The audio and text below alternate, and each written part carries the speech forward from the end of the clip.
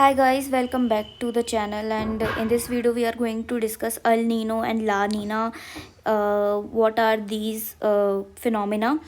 So you must have read about El Nino and La Nina in newspapers during the discussion of monsoon. Before telling you what is El Nino, I would like to tell you कि normal conditions क्या होती हैं Pacific ocean में जब El Nino नहीं होता है. So when there is no El Nino, तो आपका जो एक पैसिफिक ओशन है वहाँ पे ट्रेड विंड्स चलती हैं which blow from east to west. The easterlies they blow, okay, they blow from east to west just like this, okay. and these easterly, ये जो आपकी ईस्टर्लीज हैं, जो ट्रेड विंड हैं, ये अपने साथ वार्म वाटर को पुश करती हैं towards Indonesia and Australian coast पे, okay.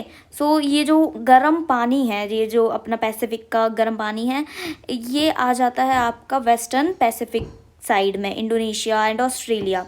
Due to this warm water the atmosphere above the ocean जो है इंडोनेशिया और ऑस्ट्रेलिया कोस्ट पे, वो भी गर्म हो जाएगा, हैंस क्रिएटिंग लो प्रेशर. और क्योंकि बहुत ज़्यादा ये जो पानी है it is towards the Indonesia and Australia, आपका जो पेरुवियन कोस्ट है वहाँ से पानी डिस्प्लेस होगा.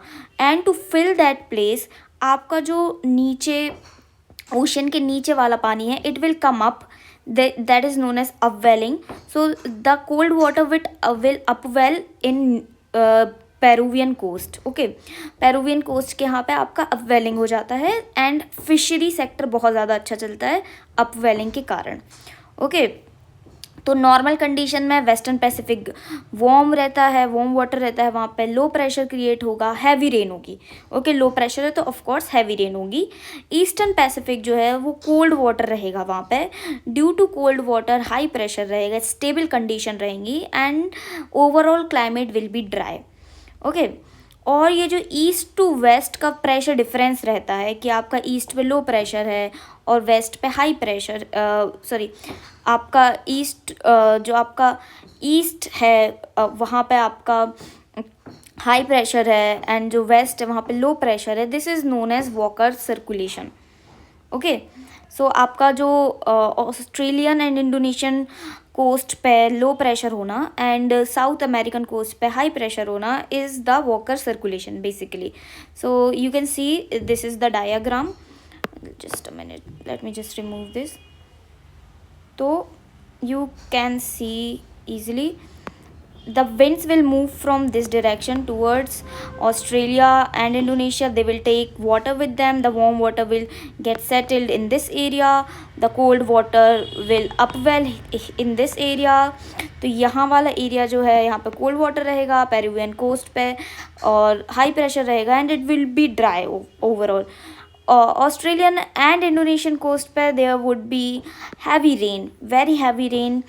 यहाँ पे वार्म वाटर रहेगा and due to warm water low pressure भी रहेगा, ओके. अब प्रॉब्लम कहाँ आती है?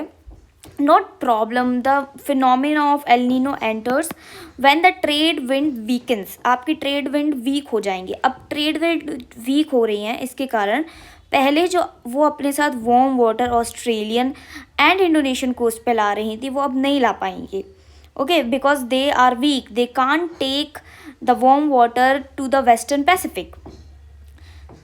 दस द वेस्टर्न, ये जो आपका वार्म वाटर है which normally is in the western Pacific will drift eastward, South American coast के साइड चला जाएगा ये वार्म वाटर, ओके. जो आपका कोल्ड पेरुवियन करेंट है, okay, it will get replaced by warm water, okay. Sea surface temperature rise कर जाएगा abnormally and ये जो पेरुवियन कोस्ट है वो एबनॉर्मल वार्मिंग हो जाएगी वहाँ पे and this abnormal warming of the Peruvian coast is El Nino. अब आपको ये भी समझना पड़ेगा El Nino and La Nina are purely oceanic events, है ना. They refer to temperature and not to the pressure. These are the purely oceanic events, okay. अब यहाँ पे आपका जब एटमॉस्फेरिक रिस्पॉन्स है that is known as Southern Oscillation. ये है आपका atmospheric response to El Nino. आपका वार्म वाटर जब ईस्ट में है तो प्रेशर गिर जाएगा, ओके. और प्रेशर आपका इंडोनेशिया और ऑस्ट्रेलिया में राइज कर जाएगा, the opposite of the normal situation. ये प्रेशर शिफ्ट को कहते हैं आप सदर्न ऑसिलिएशन। और जब आप El Nino and Southern Oscillation को जब मिला देंगे, then there is ENSO। Okay, El Nino and Southern Oscillation, they happen together and you combine that phenomena, it's ENSO। अब ये ENSO जो है, why does it affect the whole world? First of all, the Pacific Ocean is really huge, तो या इसका effect बहुत सारे area पे जाता है। सेकेंड ऑफ ऑल, ये वॉकर सर्कुलेशन जो चल रहा रहता है, it interacts with Hadley cell and jet streams. So इनमें इंटरप्शन आ जाता है जब आपका वॉकर सेल में इंटरप्शन आ रहा है। In another way, in one और another way, it affects the climate of many countries और many regions. Okay, so what is the impact of El Nino? पहली बात तो आपका वेस्ट कोस्ट जो है साउथ अमेरिका का, वो वहाँ पे बहुत हैवी रेनफॉल होगी, क्योंकि यहाँ पे अब हो गया है लो प्रेशर। पहले वहाँ पे इतना रेनफॉल नहीं होती है। ऑस्ट्रेलिया में यहाँ पे हो जाता है, एक ड्रॉट आ जाता है। ओके, क्योंकि यहाँ पे जो ऑलरेडी यहाँ पे जो लो प्रेशर बनता है नॉर्मल कंडीशन में, वो अब नहीं बनेगा। यहाँ पे बनेगा high pressure, and high pressure में स्टेबिलिटी आती है, रेनफॉल नहीं होता है। That is why there is drought. Drought in India भी आ सकता है, बिकॉज जो आपका वॉकर सेल जब वीकन हो जाता है तो मॉनसून सर्कुलेशन भी डिस्टर्ब हो जाता है। Okay, so Indian monsoon weak हो जाता है, या फिर बहुत समय तो फेल ही हो जाता है। ओके, एंड चाइना में फ्लड आने लगता है।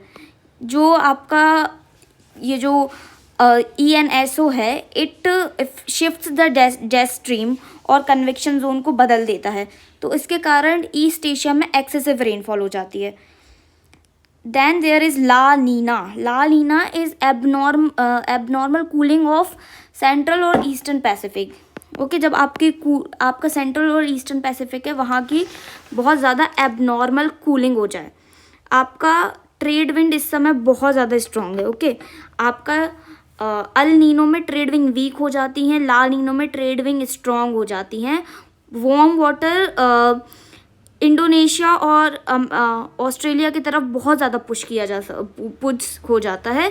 Due to this, Peru and the South American coast, इस वाले इलाके में कोल्ड वाटर का अपवेलिंग होता है, and this upwelling is a lot. तो ईस्टर्न पैसिफिक जो है वो बहुत ज़्यादा कोल्ड हो जाता है, बहुत ज़्यादा तो नहीं, यूजुअल से ज़्यादा कोल्ड हो जाता है। एंड वेस्टर्न पैसिफिक जो है, it gets warmer than usual, because बहुत ज़्यादा वार्म वाटर का पार्सल आपका वेस्टर्न पैसिफिक की साइड गया है। ड्यू टू दिस, फिर से आपका चेंज आएगा प्रेशर सिस्टम में। ओके, बिकॉज प्रेशर कॉन्ट्रास्ट बढ़ जाता है, तो आपका जो ईस्टर्न पैसिफिक है, वहाँ पे आपका प्रेशर बहुत ज़्यादा बढ़ जाता है। ओके, एंड इंडोनेशिया ऑस्ट्रेलिया में और भी ज़्यादा कमज़ोर हो जाता है प्रेशर। ये आपका वॉकर सर्कुलेशन को स्ट्रेंथन कर देता है। वॉकर सर्कुलेशन तो जो नॉर्मल कंडीशन का सर्कुलेशन है वही है। तो आपका जब ला नीना चल रहा है, तो इट इज़ द सेम ना, इंडोनेशिया एंड ऑस्ट्रेलिया साइड पे there is low pressure, in Peruvian coast there is high pressure. During La Nina, the low pressure is even more lower and the high pressure is even more higher. तो walker circulation और भी strengthen हो जाएगा, है ना। और western Pacific में बहुत ज़्यादा बरसात और बहुत ज़्यादा बाढ़ वाले वो आ जाता है स्थिति। इसका इफेक्ट होगा ऑस्ट्रेलिया इंडोनेशिया में, हैवी रेनफॉल रहेगी, बाढ़ आ जाएगी। साउथ अमेरिका में एक्सट्रीम ड्राइनेस आ जाती है।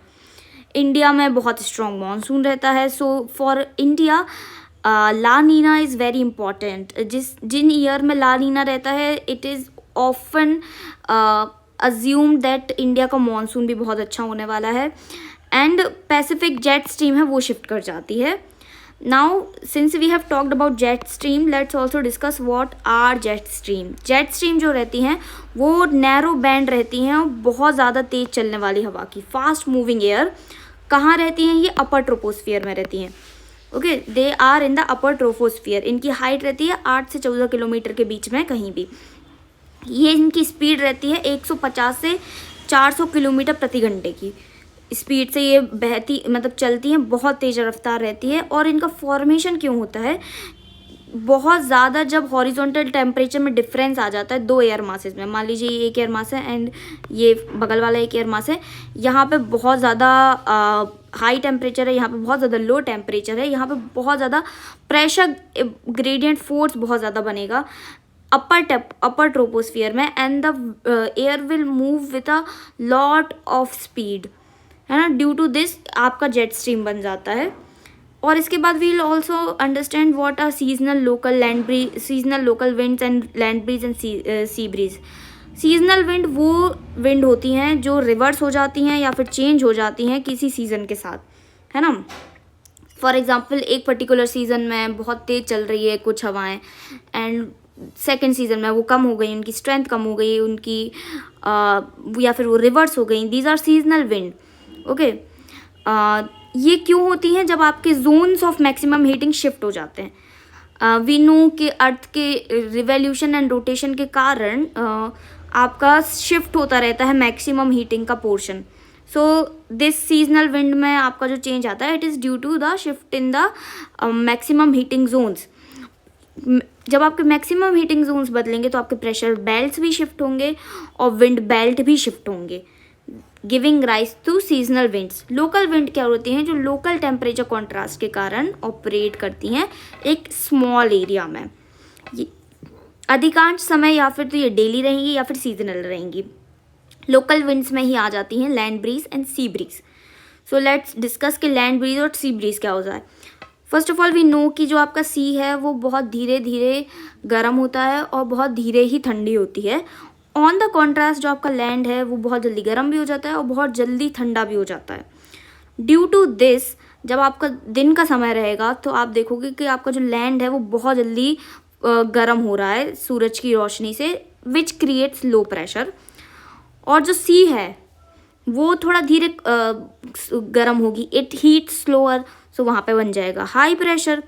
सो there will be movement of air from sea to the land which is known as sea breeze, okay. इसका उल्टा हो जाएगा रात में। In the night the sea will lose the heat very slowly and in comparison to land, और land तो बहुत जल्दी हीट को लॉस कर देगा, ओके। तो इसके कारण लैंड पे हाई प्रेशर हो जाएगा एंड सी पे लो प्रेशर हो जाएगा। Therefore the wind will move from land to the sea, henceforth creating land breeze. So आपके जो सी ब्रीज हैं उनको आप ऑन शोर विंड्स भी कहते हैं एंड लैंड ब्रीज को ऑफ शोर विंड्स कहा जाता है। आई होप इट्स क्लियर, बहुत बेसिक है ये तो बचपन से पढ़ते आ रहे हैं। Then mountain and valley winds क्या होती हैं? माउंटेन एंड वैली विंड्स में भी आपका टेम्परेचर और प्रेशर का डिफरेंस के कारण होती है। इन द डे जब आपका दिन है तो आपके माउंटेन्स का जो स्लोप है it gets warm really fast, बहुत जल्दी वो गर्म हो जाएगा। तो यहाँ की जो एयर है off the slope it will वो आपकी लाइट होके ऊपर चली जाएगी, okay. To replace this valley air rise करेगी और स्लोप के यहाँ पे आ जाएगी। This replacement is known as valley breeze. The air will flow from valley to the slope to replace वो एयर का पार्सल जो कि बहुत गर्म होके लाइट होके ऊपर चला गया है। इन द नाइट जो आपका स्लोप है वो बहुत ज़्यादा रैपिडली ठंडा भी हो जाएगा बिकॉज इट्स लैंड। आपको पता है कि it gets heated soon, it lose the heat really soon. तो इसके कारण आपके जो हवा है it will become cooler, it will dense out, तो वो बहुत नीचे आएगी। Due to the weight of the air itself it will start moving down. किस में? Due to gravity, okay. Due to gravity it will start moving towards the valley. This is known as mountain breeze because the breeze is coming from the mountain. And since इस पर gravity का असर हो रहा है it is known as katabatic winds. Katabatic winds वो होती हैं जब आपकी cold dense air down slope move करती है अंडर ग्रेविटी। यहाँ पे मेन चीज़ है ग्रेविटी के कारण वो नीचे आपके वैली में आ रही है, okay. Then warm and dry winds on leeward side. अब now you know that there is a mountain और आपकी विंड्स जो हैं it is moving like this slope की साइड पे, ओके। इसको ये जो स्लोप का साइड है this is known as windward side. यहाँ पे कहेंगे विंडवर्ड साइड, यहाँ पे आपकी मॉइस्ट एयर राइज करती है. Okay, it will cool down, the air parcel will cool down, the condensation will take place, there will be rain, and जो आपका air parcel है it will lose all the moisture in the windward side. जहाँ से आपका wind आ रहा है इस slope पे आपका जो पूरा air parcel है it will lose all of its moisture. By the time it reaches the leeward side इसका पूरा moisture जा चुका है and air will descend. As the air will descend, वो कंप्रेस हो जाएगी. वो जब कंप्रेस होगी तो उसके अंदर का जो टेम्परेचर है इट विल राइज, वो और ज़्यादा ड्राई हो जाएगी और ज़्यादा हॉट हो जाएगी. It warms adiabatically and it becomes dry and hot. Okay, what is adiabatic warming? जब आपका एयर पार्सल किसी आउटसाइड से हीट अप नहीं हो रहा है, it is heating up just because it is moving downwards and it is getting compressed. Due to the force of compression, the temperature is rising. So that is it for today, guys. In the next video we will do air masses. Thanks for watching.